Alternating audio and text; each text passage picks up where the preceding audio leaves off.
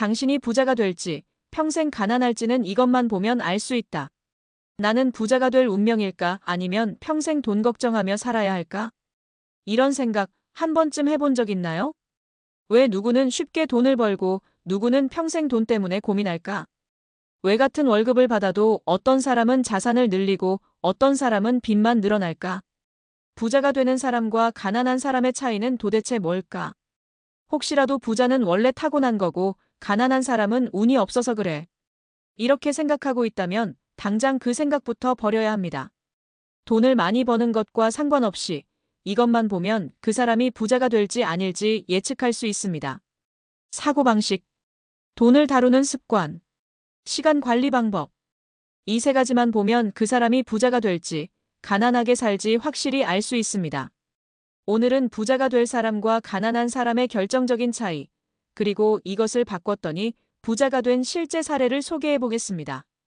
혹시 지금까지 가난한 사람들의 습관을 따라 하고 있었다면 오늘이 바꿀 수 있는 기회입니다. 1. 부자는 돈을 바라보는 시각이 다르다. 가난한 사람은 돈을 소비수단으로 본다.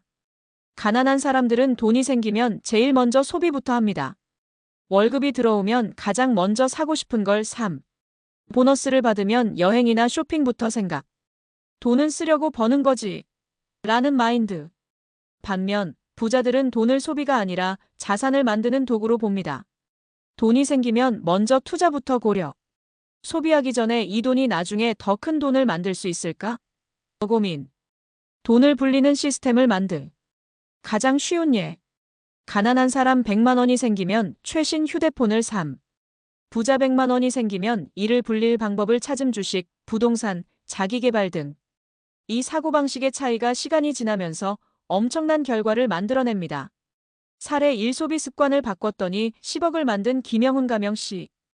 김영훈 씨는 30대 초반까지 평범한 직장인이었습니다. 월급 300만 원을 벌지만 늘 부족함. 돈이 생기면 바로 소비. 몇 년을 일해도 돈이 모이지 않음. 그러던 어느 날 그는 부자 멘토의 말을 듣고 충격을 받았습니다. 내가 버는 돈은 많은데 돈이 일하게 만들지 않으니까 평생 가난한 거야. 그 순간 그는 소비 습관을 바꾸기로 결심했습니다. 돈이 들어오면 먼저 저축과 투자부터. 월급을 소비가 아니라 자산 만드는 도구로 활용. 재테크와 투자 공부 시작. 7년 후 그는 10억 원의 자산을 가진 투자자가 되었습니다. 돈을 어떻게 쓰느냐가 아니라 어떻게 불리느냐가 부자를 결정합니다. 2. 부자는 시간을 다르게 사용한다. 가난한 사람은 시간을 낭비한다. 가난한 사람 시간이 많아도 무의미하게 보냄. 부자 시간이 없어도 부를 만드는 활동에 투자.